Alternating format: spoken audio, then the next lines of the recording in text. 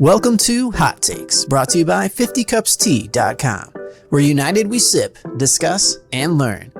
Join us as we dive into the hottest takes on culture, business trends, and the threads that bind us.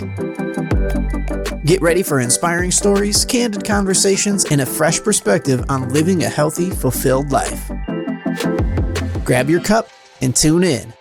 Let's get started. Hello, everybody, and welcome to another edition of Hot Takes. I'm Jim Baker, and today I'm honored to have a lifelong friend of, 40 years, Laurie Meyer, who resides in Stamford, Connecticut, but works in Greenwich, Connecticut, and she is a successful real estate agent. And I'm excited to talk to you today. How are you? I'm good. Thank you for having me. I'm excited to be here. So first quick question, do you drink tea? I do drink tea. Yes, absolutely. Right. Every day I drink tea. Well, today I'm having 50 cups English breakfast tea. And if you need to order, just go to 50cupstea.com and you can order away and we'll ship it to you. I love that idea. Sounds perfect. So thanks for joining us today. Tell us a little bit about yourself and where you grew up. Sure. High school, college, obviously that's where we met, and we'll go from there. Sure. So I grew up on Long Island. I am the youngest of 6 kids, which meant that I was pretty much left to my own devices. I had to figure a lot of things out for myself because my oldest brother is 18 years older than me. So when I was born, he was already in college, also a Villanova grad. And so my parents were very involved in going to his lacrosse games. He got married very young. I became an aunt when I was only 7 years old. So there was a lot of focus on that part of the family. And I was kind of left to ride my bicycle all over town, as we did in those days. You never got driven anywhere. You rode your bike. And if it meant you were riding 10 miles to get somewhere, that was just what you did. And you knew you just had to be home in time for dinner. And that was pretty much how we did things. And we also learned a lot about problem solving because we didn't have cell phones to call anybody. And parents were just sort of not that involved in what we were doing. We had a lot of freedom. What town in Long Island? Garden City. Okay. Yeah, it was a great little town. I went to Garden City High School. One of the special things about that town is they have a town pool, and they really frown upon people having pools in their backyard. So summers meant you went to the town pool pretty much on an everyday basis. And that was where you met up with all your friends. And it opened at 9 a.m. and was open until 10 p.m. So you could go home for dinner and then go back and meet friends after dinner. Yeah, I always thought that was cool because I grew up and down the East Coast and spent some of my years in New Jersey, I think 4th grade through 6th grade, and we had the town pool then. And you rode your bike down there and you basically stayed there all day long. And then we obviously, moving before that and then after that, lost that privilege, but that was a pretty cool thing. It was very special. And Monday was the day the pool was closed. So that was the day you went to the beach. Well, you were fortunate enough to be close to the beach. I wasn't in New Jersey, so but I don't think they ever closed during the summertime. So it's interesting. So 6 kids, obviously, but who's the closest to you? Is it the 5th kid in the family? Correct. Yeah. So my sister, there's 4 boys, 4 in a row, and then 2 girls. And my sister is closest in age. She is 5.5 years older than me. And she lives in Pennsylvania, and she has 5 children of her own. So I probably am closest, not only age-wise, but also just in terms of friendship, because she's my only sister. So we share and we text each other every single day and talk on the phone whenever we can. And then as you're graduating Garden City, and obviously you applied to Villanova and got in, was that the school you just were going to go to because you went to it, or did you look at other places and decide? I looked at a lot of places, and actually I did not get into Villanova when I was in high school. I really wanted to go to Boston College, the other Villanova. And I did not get into Boston College. And I was going to go to a small school in Boston. And at the 11th hour, I really did not want to go. So I stayed home for 1 year. I went to Adelphi, which is also in Garden City. Really good college, but it wasn't where I wanted to be. And from there, I transferred to Villanova. So it felt like I was at Villanova the whole time because I was there sophomore year, and I loved it. I mean, it was a special place. We were lucky we got to go there. Yeah, no, it was interesting because that was a reach school for me, and it seemed like I was in public school also in Connecticut, and it seemed like there's probably about 4 or 5 kids every year that went there. And I took a tour down there because we had some friends that lived in Westchester, I think, at the time, and we had the Columbus Day weekend off, and went down there and toured it, and saw one of the high school kids that was 2 years ahead of me that was there, and he gave us the personal tour, and I fell in love with the place. And back then you did an interview with admissions. So I went down there and interviewed, and I was borderline at best. And my now wife, who was also my high school classmate at the time, just the classmate, by the way. And her brother had gone there, and he was really smart. And I got in, and it was the day Reagan got shot. I remember getting the acceptance letter, and I got in, and the next day I went to school and told my now wife, "Hey, Colleen, I got into Villanova." And she goes, "How the heck did you get into that school?" And subsequently, 2 days later, I got a letter from the admissions guy. His name was Tom Klisch. And he said, "Hey, just want to let you know, congratulations on getting into Villanova. You impressed me with the interview," which I was stunned at because I didn't think I did that great of a job. And he goes, he basically said, "I took a big chance on you. And therefore, if you need any help when you get here, don't hesitate to reach out, because basically, if I fail out, he doesn't want to be held responsible." Oh my gosh. Wow. So, that's really touching, though, that he went ahead and sent you something so personal. It was. And I think by the time I finished my freshman year, he left to go to a different school. Okay. So he wasn't there anymore. But to make matters worse for me, I didn't get to go to school like a traditional freshman where you go through orientation and everything else, because I got mono about 3 days before I was supposed to go. So I had to start 3 weeks later in September, and then I couldn't drink for the first semester. And drinking age was 18 back then. And everybody thought I had some disease because I'm walking around with a cup of water all night long. So it was tough to socialize, in that first semester. I think you ended up okay. You figured it out. Might have been better for me to go to Adelphi in the first year than you jumped through some of those hurdles, though. I think you ended up okay. So you're at Villanova, and then what do you major in, and what did you learn there, and all that good stuff? I majored in economics, and when you transfer to Villanova, and I'm not sure if this is still the case, but when you transfer to Villanova, at the time, you were not allowed to transfer into the business school. So the only way I could still study something in the finance world or business was to take economics through arts and sciences. So my economics degree is not from the business school, it's from arts and sciences. But that also required me to take a lot of other classes, which gave me a more well-rounded education because I was required to take a language. So I ended up taking Italian, which I took in high school, and then was able to progress with that, which was a lot of fun. I had to take science classes. I had to take a lot of literature classes. And then electives, I ended up taking some theater classes, which were really fun. I had to take philosophy. So just sort of a different course load than probably what I would have taken if I had gone through the business school, which is what you did, correct? No. So that's how you and I met, because I followed the same path that you did. Okay. I didn't know what I wanted to be, and I barely got in anyhow. So, I was slotted to go into liberal arts, not the business school, because I was pretty competitive. Okay. So like you, I declared after sophomore year and needed some type of business. So that's why I took economics as well. Okay. Got it. But that was your major, wasn't it? It was, yeah. Okay. Because I know we were in quite a few classes together, especially by senior year. I think we were in a lot of the same classes. Exactly. Yeah. Yeah. So then we kind of lost track of each other after graduation. So you graduate, you start work. What are you doing? I graduated. I immediately moved into Manhattan.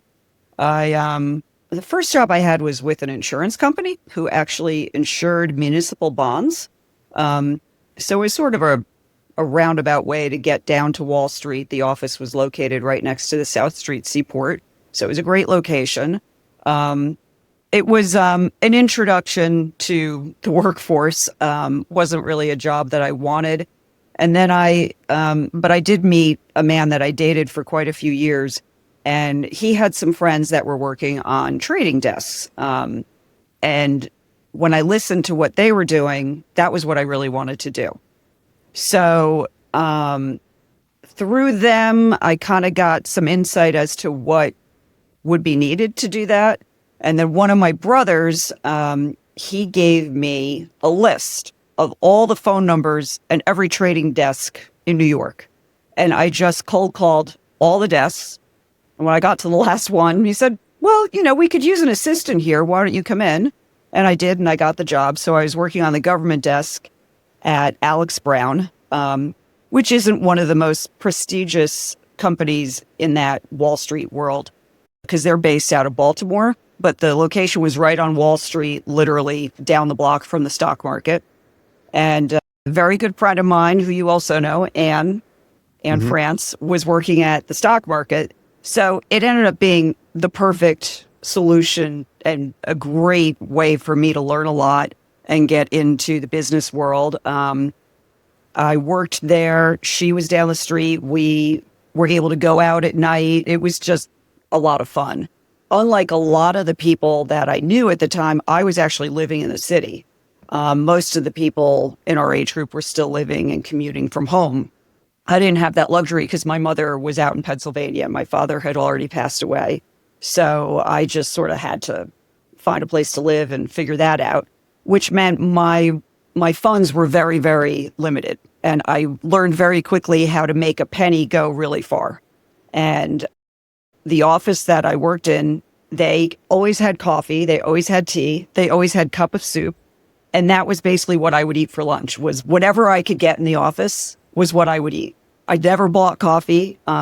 Maybe I would buy a bagel for 25 cents, but I was very, very frugal and careful with how I spent my money because I had to be.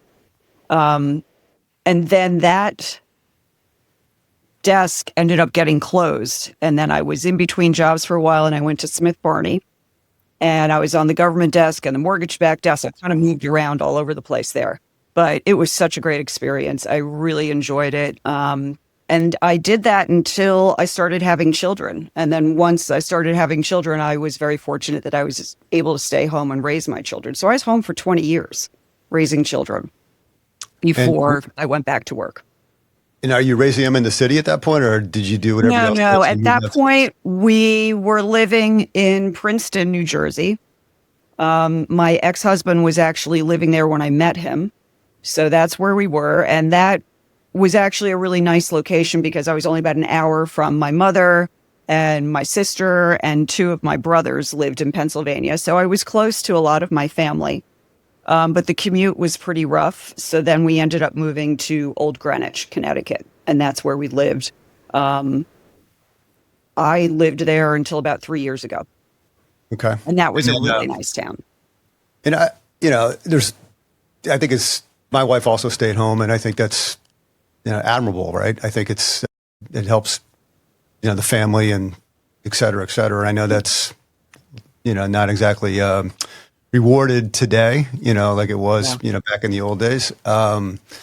So was it tough to making that transition from, full-time, employee, so to speak, to now you're staying at home and you're raising all these kids?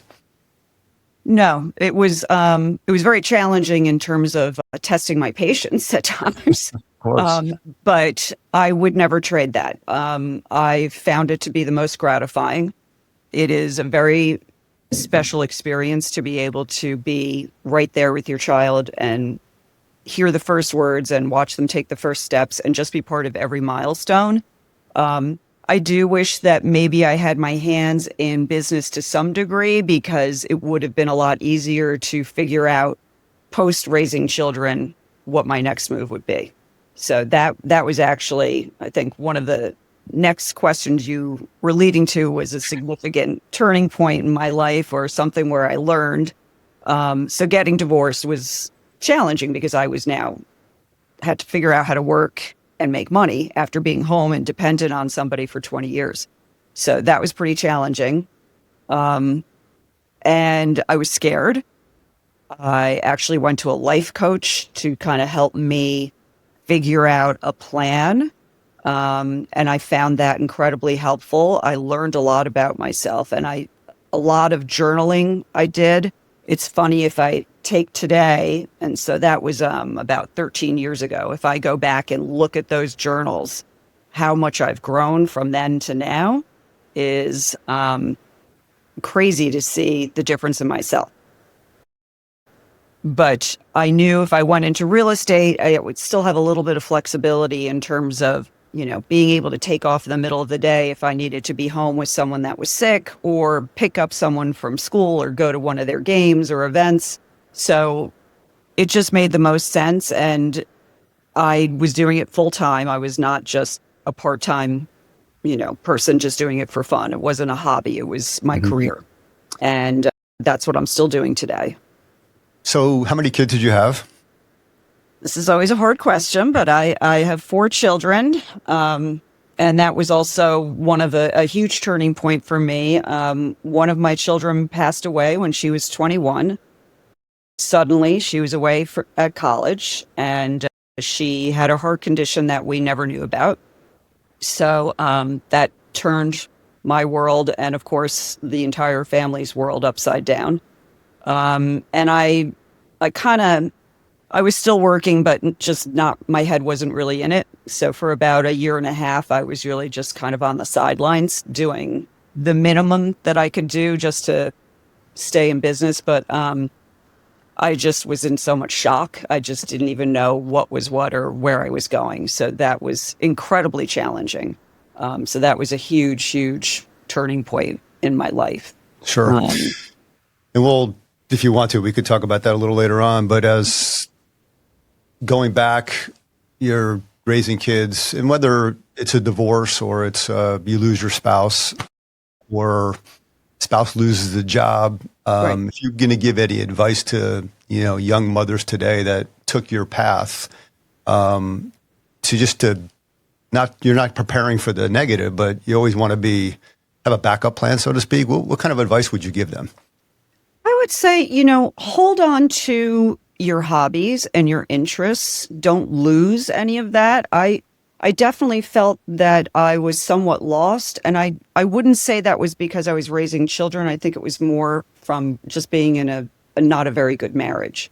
And I pretty much lost sight of who I was for a while, because I was spending a lot of times walking on eggshells, and that's no way to live.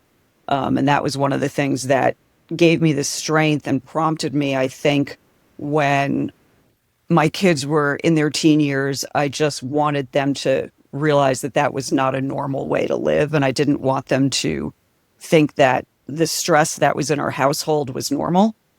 So I think advice I would give is just hold on to who you are. And even if that means you're getting up a little bit earlier, or when your child is napping, take some time for yourself to read or play the piano or whatever it is that you truly enjoy, because I do think that's really important. And probably one of the best things I've ever done is I've worked out ever since I was home with my kids. I always found time to exercise, always. Mm-hmm. And to this day, that's a ritual for me. I wake up and I go to the gym first thing in the morning. And I think that kept my head on straight, because it clears your head and it's just an outlet. It's interesting, because what I respected and liked about you in college is you were wide open. You always, if I did something dumb, you'd tell me. You weren't the walk on the eggshell type of person. So that's interesting that you remember that. That's really funny. Yeah, as I said, I was pretty much lost. It was a bad situation. So just go ahead. Sorry. I feel like I'm much more of myself today. So from an economic standpoint, though, any advice for moms today on that? Make sure you know where the money's going. Be a part of that. I was the bill payer, so I had a pretty good grasp on that. And also because of our financial backgrounds, I understood where money was and what it was doing. In terms of, I actually would give advice to my ex-husband, like, you know what? everybody's buying Apple products. I think we should buy Apple because those work. I think we should invest in AT&T because they're going to be the only carrier that has the Apple phone when that comes out. So just listening to tidbits in the news, and whatever it is that you can do to kind of keep your own eyes on it. Because I think it's very easy if you're a stay-at-home mom to just let the husband take care of all that. But I think you really need to be on top of it and know where the money's going. And then my ex-husband was out of work for a while, and that was when he decided, okay, I'm going to start paying the bills and take over. So I still sort of had a grip, but I definitely wasn't as in tune to it because he decided he wanted to be in charge of it. And I think that led to maybe some reckless spending, which wasn't good because I've always been pretty frugal and, sound about where my money goes. And then as you're going through the divorce piece of it, is the life coach, did that help you not walk on eggshells anymore and get Yes. back to what your core was? Absolutely. Absolutely. It was, I want to say it was probably 1 or 2 years of just work on myself, kind of listening to my gut and trusting myself and believing in who I was and just sort of remembering things from my childhood that made me happy. I love to listen to music and sing out loud, and I don't care if it sounds good or not. It makes me happy. I love to just go to the beach and look at the sunrise or the sunset, just all the things that mattered to me. I love listening to my kids laugh when they're goofy. And all of those things were getting smothered when I was married because it was just not a happy situation. So I kind of got back to my core of who I was. And do you think during that time too, as your kids are getting older, obviously kids always are way smarter than we think they are. And are they giving you advice indirectly or directly? And are you taking it at that point in time? I think there were times maybe where I overheard them say something sort of intuitive to my ex-husband. Why'd you have all these kids if, and I don't want to start airing during laundry and getting into nitty-gritty details. But I think there were times where I would overhear things they said to him, and I was like, wow, they pick up on a lot more than we realize. And even if you think maybe you're hiding something from your kids, like, oh, they won't pick up on this. They know what's going on. They get it. They can feel it. They feel the stress if there's stress in the house. And all of them will agree that pretty much the minute he walked out the door, we could all breathe. And that was just huge. And if it meant, having to be much more careful with money and moving and figuring things out, it was worth it to just have our own peace. Yeah. And I think too, it's anything regarding leadership, especially parental leadership, is more about what you do and not what you say.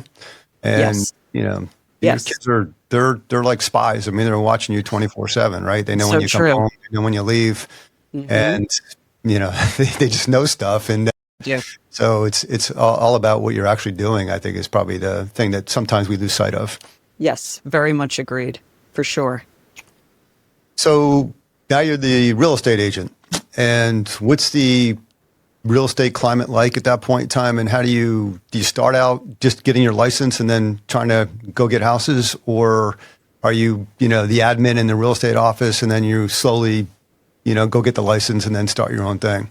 No, I just immediately went and took all the courses you have to take in order to get your license. So it's actually quite a bit of education. And it took, I think it was maybe 8 or 10 weeks of education.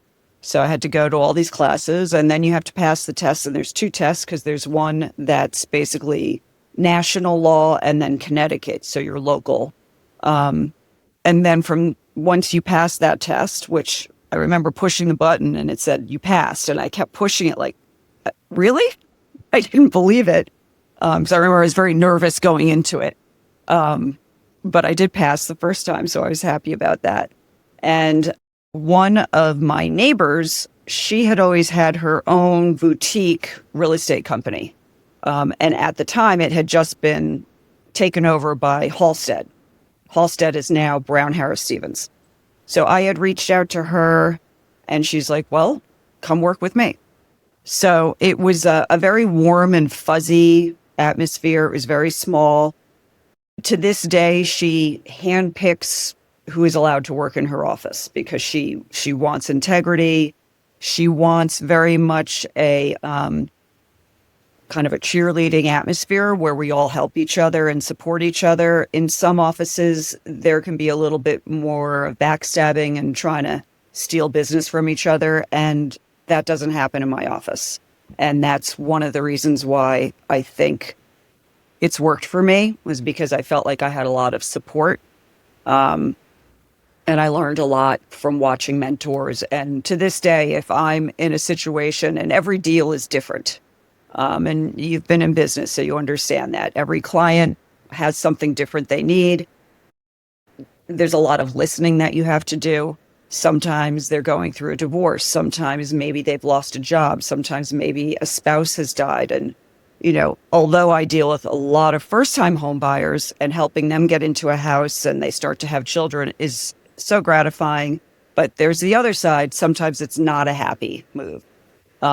So being there just to empathize and listen and sometimes just be a shoulder to cry on is really part of the whole job. And I really enjoy the whole sort of therapy of it. I like helping people. What do you think your sweet spot is as an agent? I really do love first-time home buyers. That is my most favorite client to deal with. They don't really know a lot about the whole process. So I'm typically teaching them a lot about the buying process. I put them in touch with lenders, with attorneys, inspectors, and I'm there hand-holding from beginning to end. And that is really, really enjoyable. I also do enjoy working with my peers if they're selling a house and retiring and downsizing.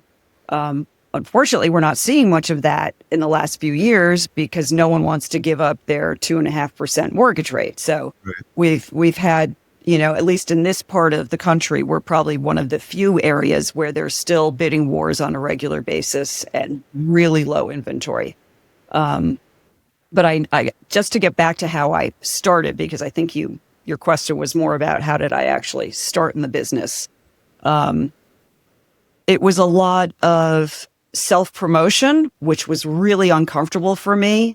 And now I'm okay with it, but I just felt very uncomfortable putting myself out on social media, telling everybody what I do. I started by writing a lot of articles just so my name would get out there. I would write blogs about the joys of living in Old Greenwich, all the things that I loved about it. And I just was constantly reaching out and following up, always following up. And that led to getting a few really good clients. I remember any business that came into the office that no one wanted, if there was an opportunity, I would jump on it. And actually one of my sort of the funniest things, a girl in my office somehow got this listing for $200,000, which in our environment is very low. It was a condo, kind of a crappy condo. And she said, do you want this listing? And I said, of course I do. And I did an open house there. And this gentleman walked in and he said that he was looking for investment property. And I told him he couldn't buy in that building because they wouldn't allow him to rent it out. So it wasn't the right fit. So I started asking him a few questions and I called him the next day to talk to him more about what he was looking for. That client ended up buying 2 houses in Greenwich. They were both about $2.5 million. They rented out on a regular basis, so I was the one who was renting them out for him. One of the houses, he rented it out. I was on both sides of the deal. The person who rented it ended up buying a $7.5 million house. And then his children have used me. His children have sent their friends to me. So you just never know where the business is going to come from. And I think you just have to always be professional and listen and follow through because you just never know. And I mean, so that one encounter at this stupid $200,000 listing that no one else wanted to take led to a lot of business for me. And I consider that person my best client. Yeah, that's great. Yeah, Did you sell the $200,000 property? I did. Which is now worth probably $1 million, right? I don't think it's worth that much, but it's definitely increased in value. Yes. Here's a hot take on some 50 cups tea.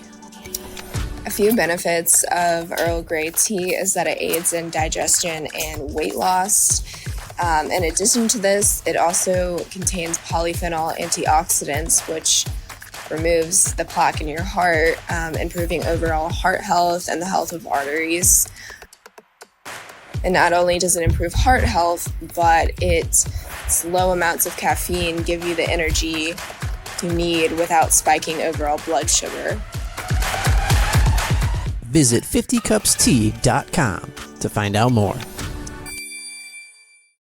So in your opinion, what's going on with real estate today? Obviously, the interest rates are higher than what they were before. So you have people staying in their low mortgage houses. You hear all this talk about private equity buying up tons of houses, which has inflated the price everywhere as well. What do you say to all that? Well, definitely the interest rates are playing a big role in it, right? Because we've got, people in our age group wouldn't typically be ready to sell the family house if they've lived in it for 30 years, and maybe they don't want to deal with the maintenance and the upkeep. And, maybe it's just simply too big and too much to take care of. The only ones that I'm seeing that are in that category that are willing to sell are the ones that have a vacation house that they can go to. Or just want to leave the area altogether if they're, moving to Florida or relocating completely. Otherwise, they're just like, well, I don't know where I would go. So I don't. That's why I'm not selling. And, I own this for such a low mortgage rate. It just doesn't make sense to then trade into something smaller, but potentially be paying the same or even more on a monthly basis. And that's really created the gridlock. And we've seen since 2020, and it wasn't just COVID that started this sort of frenzy. The interest rates in 2020, that was when January 2020 was sort of the rock bottom of interest rates. That's when people were at 2%. And that created this hysteria of people wanting to buy. And then COVID pushed it over the edge. So everybody's been leaving the city. And most of the first-time buyers are coming from New York. They're all leaving the city. And it's not to say everyone's abandoning the city, although that's sort of the rumor right now. But I don't think it's any different than it was a month or two ago. And a lot of them are either they want to buy and they can't buy, so they're renting. So I've got lots of people in rentals and they just keep missing on bidding wars. And they get to a point where they miss on maybe 4 or 5 homes and they finally say, okay, what is it going to take? And then they really say, okay, fine, I'll go this high. Because often I'm telling them, well, this is the number you're going to have to go to. This is what you're going to need to do. You got to drop all these contingencies. And it's very scary to put yourself in that position. So it's not until they've missed a few or they're desperate, like, their lease is ending, they're having baby, and they just need to settle somewhere. And that's often what it takes to get them to that finish line. So despite the news that in other parts of the country they're seeing a softening, we're not seeing that here. It's still ultra competitive. And another interesting point is a lot of the new inventory that's coming on in Greenwich is over $10 million. And they're selling. So I've never seen so many $20 million houses sell in one time period as I've witnessed in the last 2 years. It's unbelievable. And are people mortgaging those homes or are they just paying cash for them? Usually cash. Yeah. Isn't that incredible? Different world, yeah. It is a very different world. I don't live in that. But So from advice to new home buyers, first-time home buyers, right. Just to keep the mortgage rates down, are you telling them to come in, instead of doing the traditional 20% down? Because it got to the point where the interest rates were 2.5%, everybody was putting 10% down or almost nothing. Are you telling them, hey, come in with 30 to 40 now? Or like what's just to keep the Not rates down? necessarily. I would say The traditional pattern I see is 20% down, 80% financed. I do sometimes encounter people that are like, hey, I've got some cash. I want my mortgage to be lower. I'll put down 40%, or those aren't that common. The biggest issue is when you're making your offer is to not have the mortgage contingency. So a lot of them still go and get their financing, but it's not part of the contract. It's not a contingency. So the risk with that is if it doesn't appraise, then your loan may not be as big as you need it to be. So you may end up having to put out more money. So I always tell them they have to speak with their lender to really decipher if they are capable of doing that, because I don't want them to be in a position where they've let that go and now they really can't afford it because it didn't appraise, which actually has only happened to me twice, where someone's property didn't appraise for what they're buying it for. But the other risk is, what if you lose your job and you don't have this contingency? Now, if that happens, I think most people are going to let you out of the contract because you simply just can't buy the house, right? But you would risk losing your deposit. But I've never seen that happen, but it could happen. So those are the risks that you have to keep in mind. And when you say don't make the mortgage contingent on the offer, is that just getting a pre-approved from your lender, or is that actually getting? You've got to. Well, someone has to be pre-approved before even looking at a house. They should be pre-approved because they need to know what they can afford. But when they're going to make an offer, and let's say there's going to be 7 offers on the house, and one is cash, one is being financed, the seller's always going to look at all those terms. So whoever's paying cash is always up here. Even if their number's a little bit lower than someone who's getting a mortgage, they're probably going to go with the one that's cash. And if they're showing proof of funds that they've got more than enough money to actually pay cash for that house, they're usually going to be the ones that get the house. So when I'm talking about the mortgage contingency, I can present the offer as if it's cash because there's no contingency, but the buyer is still going to go and get their loan. Got it. So that's all coming from their lender is going to tell them what they're capable of buying and what price point they can look at. And if they're looking at something that's below their budget, it's a lot easier to say, hey, I don't need the mortgage contingency. But because things have gotten so competitive and prices have continued to go up, everyone who was at $1.5 million is now being pushed into $2 million just because you can't find anything that might be suitable. And there's no neighborhoods being built in your area that are, let's say, $800 to $1.5 million as opposed to these $10 to $20 million houses. The only sort of new construction I'm saying are condominiums and townhouses. We've had a plethora of those going up, especially in Stamford. There's an area down by the water where they've built a lot of high-rise condos, and those are all rental buildings. You can't even buy in those. And then there's a handful of new townhouse developments, not so much in Greenwich because land is a little harder to come by.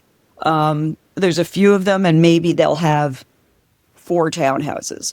Whereas in some of the other towns where property might be a little easier to get, they might be building 20 to 40 townhouses. But I don't really see it in Greenwich just because you don't have that opportunity with the land. Last question on real estate. They changed that law a few years ago where you can negotiate commission. And I guess you're going to tell me you could have always negotiated it, but the buyers didn't know that and or the sellers. Has that affected your commission levels at all? A little bit. I would say throughout Greenwich, for the most part, no, because I think the sellers there are pretty savvy and they value what we do and they want to make sure that their house is marketed the right way and they are willing to pay for it. When I've left Greenwich and done business in Stamford or other towns, it's been a little bit trickier. In Stamford, you're more likely to see someone using a discount broker where basically they're not paying any commission. And then what happens is I can't work for free. And it's not like I take someone out once and they buy a house. I'm often working with people for 2 years before they find a house. So that's a lot of time that's gone into that. So I will tell my buyers, hey, on this particular house, they're not paying any commission. I'm going to ask you to pay my commission. And then they'll say, we don't want to look at that house because the buyer's already putting out so much money to buy a house. Right. So I think for the people that think they can play with that and not pay it, I think it's going to end up hurting them. And what you'll see is the listing expires, and then they end up remarketing it with a professional real estate agent that's going to do all of the steps that, the marketing and actually be there. I'm always there for all the showings. In some places they don't do that, but if I have a listing, I go to every showing and I'm showing the house for you. But I have seen commission maybe waver by 0.5%.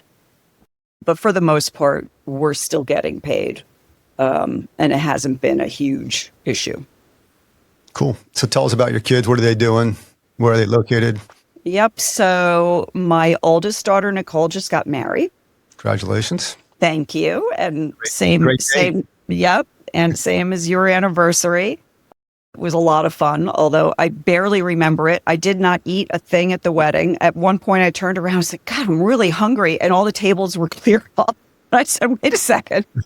Did you serve dinner? Where I never got to eat anything. So I went to bed starving. But it was really fun. So her and her husband live in Greenwich. They just rent a little 2-bedroom apartment. They've been there for a while because they were living together before they got married. So they've been there for a while. My daughter, Cassidy, still lives at home. She is a horse trainer. So she leaves the house every day bright and early to go work with horses. She is outside all day long on her feet in the cold or the hot. She takes our dog with her.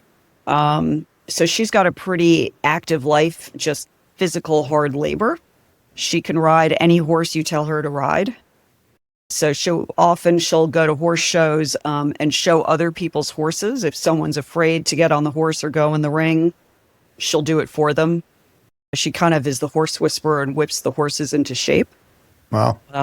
My son, Glenn, is the youngest. He is up in Boston now, and he works for Brown Brothers Harriman, and he is in their trust department. So he's got kind of an interesting job. So he's sort of the gatekeeper for the trust. So if it's a family trust and there's adult children living off of this money, they'll send him a request and say, hey, I need $100,000. And he'll say, well, what is it for?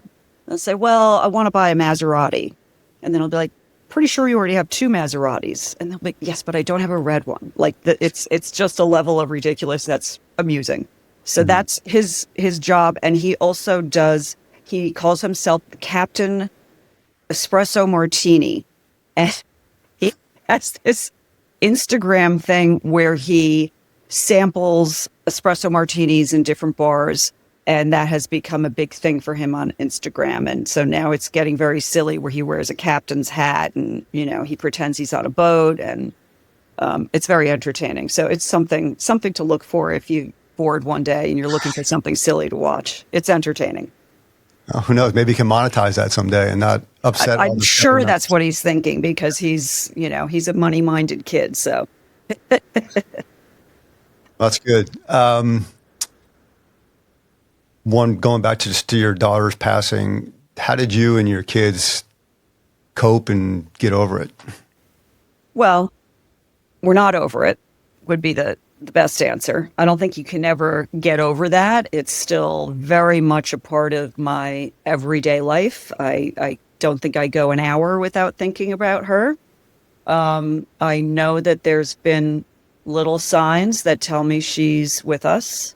And we hold on to each other and we talk about it a lot. We always mention her name when we're together. We'll remember something silly that she was part of. And even at Nicole's wedding, Nicole, her dress actually had pockets in it. So in one pocket, she had one of Audrey's necklaces. So she was holding that. I almost always have something of hers on. This is actually her necklace. I gave it to her when she turned 21. So I just try to keep a little piece of her with me. And as I'm sitting here, I have a picture of her and I together. I have a little poem that was in her dorm room that I keep over here on the side of my desk. So I would say the first year or two, I was just in shock and didn't really quite understand what was happening. Probably what I learned or what I found amazing was just the network of friends that I have around me has been incredible. They all supported me. People came out of the woodwork. People that I didn't really think I was that close to were all present and showed up by cooking meals and just making sure I got out of the house to go for a walk. Just coming and being helpful and being present. And I was really blown away by the support that I got. And those people today I still hold very dear in my life. And my family's been very supportive too. I think what I love about you, when we saw each other after 30 some odd years at the reunion, after we said hi for a few minutes, you told me about Audrey and we talked about it, which most people wouldn't. And I think because you're willing to talk about it, that obviously makes other people comfortable, I think, around you and supporting you and everything else. And it's great that you keep her alive, in your everyday life and with your kids and everything else. And I think sometimes, you're told, hey, just get over it and forget about it and move on. And, but, I agree with you. I think that's not the right thing to do. You'll never, losing a child is the biggest loss. I've lost a sibling, I've lost my parents, as you have too. And those are all big losses, but losing a child, there's just nothing that compared to that. And for my children, because they were still, my youngest was still in high school when this happened. So it was a huge loss. And, I think you have to talk about it. And I do have another friend who lost a child, and she rarely talks about it. She'll talk to me about it just because we've both been there, but she almost acts as if, I think some people, their inclination is to act like it didn't happen. And that's why when you ask how many kids I have, I'll always say 4, even though 3 are surviving. Sometimes people will figure it out when I account for 3, and I'm not mentioning the 4th. Because I don't necessarily want to go into all the details with a stranger. But such a simple question can really kind of put a dagger in you sometimes. But yeah, I think it's important to talk about it and share, because I think we're all here to hold on to each other and help each other. Excellent. So where do you see yourself 5 years from now? You retired? Oh, God. Still going to be working? Grandma, what are you doing? I hope I'm a grandma. I don't want to put any pressure on anyone, but I hope I'm a grandma within 5 years. I will probably still be working, because I think even one of the nice things about the job that I have is I'm at a point in my career where I can say yes and no to a certain business. And if referring it to someone else is the right thing to do for the client, then I'm happy to do that at this point. I still need to make money. I'm not ready to retire. I still love what I do. So I don't see myself retiring yet. But I don't know, somewhere down the road, I'll probably ease out, maybe not work quite as hard. I don't know. That's such a loaded question. Where are you going to be in 5 years? I have no idea. Still walking, still working out, hopefully. Still playing pickleball. Right. You did mention you work out a lot. So what's your favorite thing to do? Pilates is probably what I do the most. It's just really good core workout. I have a bad back, and it's a gentle exercise, and I get the core strength workout that I need. I also like spin classes. I play pickleball in the summer. I paddleboard and I kayak. I walk. So I'm just always active. Yeah. And I agree with you. You do it first thing in the morning. It's therapeutic and it's your routine.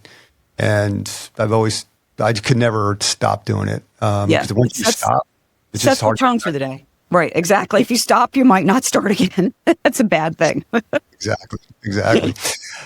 So a couple hot takes I have in real estate as the inspector. I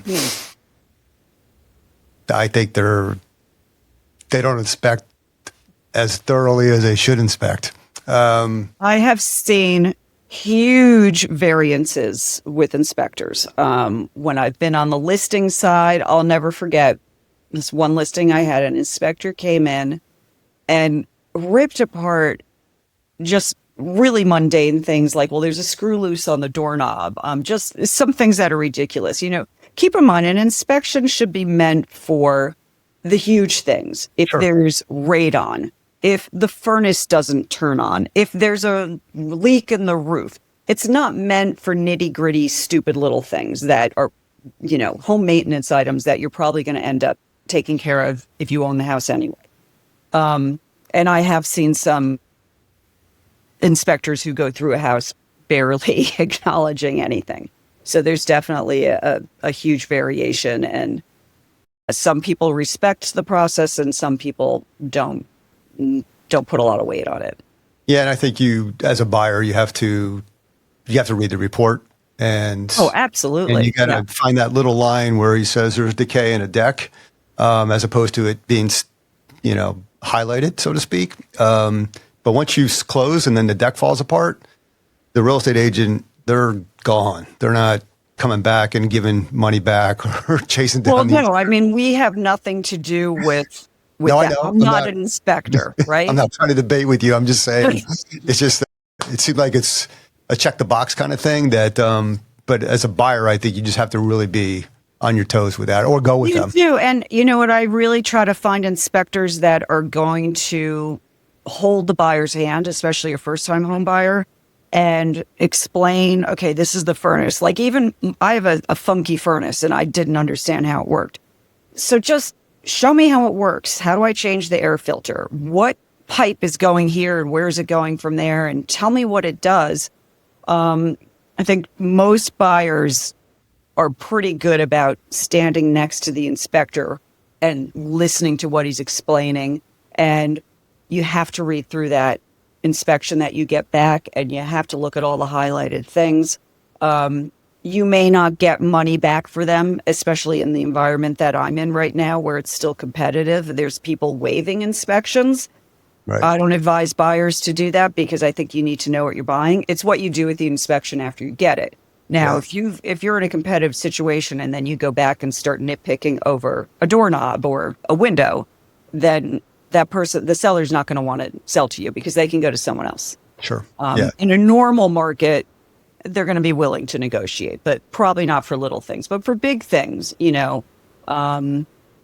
underground oil tank, that's sort of a sticking point for some. It used to be you would fill it with what they call that petrofill and just leave it underground. Most people, and today, you wouldn't leave it underground, you would remove it. I've done deals where it was still in the ground, and my buyer, it was coming from a bank, so the bank wasn't willing to do anything, but they ended up removing it themselves. But I just had them test the soil around the tank to make sure that there wasn't any leakage. Yeah. And there wasn't, so they felt comfortable moving ahead with it. So we have a property in Colorado that we put on the market. Okay. And the agent said, you don't need to do anything with it. It's perfect. Mm-hmm. Here's the price. Right. It's going to sell in 30 to 45 days. Well, it's like day 60 and we haven't gotten anything yet. And she comes back and says, maybe you should change the bedding, in the bedrooms. And I'm like, that's not going to sell the house. And you say? Price. That's what I thought. So my hot take is... But I do think bedding can make a difference. Now, if you've got like some floral bedding from the 70s... You think I have that? Come on. No, I don't, but I'm just saying, I've been in homes where they do. I know. My hot take really is when we've told her, whatever you think we need to do, let us know. And she goes around, has all her agents with the open house go around, says everything's fine. And now 2 months later, we're going to talk about bedding. I get a little frustrated. So that's one of my hot takes. Yeah, it's, you know what, if you're priced right, you should get an offer. I think I am, but we'll see what happens. It's a second home market. That's probably the bigger issue. But maybe not. All right. So any other hot takes on your end? Well, I think you wanted my 5 pieces of advice, didn't you? I do. We're getting to that. We're getting that. If you're done with your hot takes, if you don't have anything else to add, No, I don't really have anymore. No. All right. So And my cat is here now. He's going to start interrupting, just so you know. Yeah, we heard him already. So let's go with the advice then. What do you got? So 5 pieces of advice. Don't give up. View your challenges as life lessons and opportunities to grow.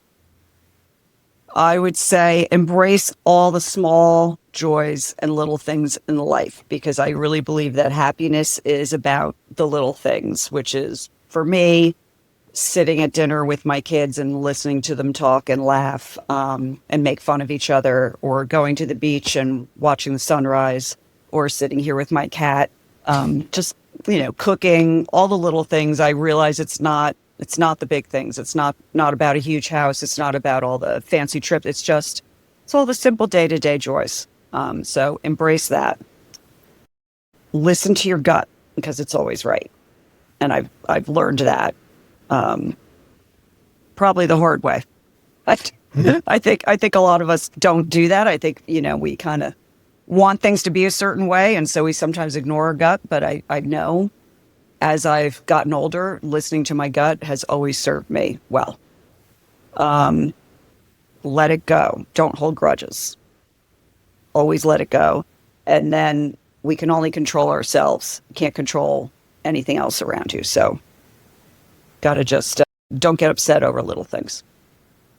Great stuff.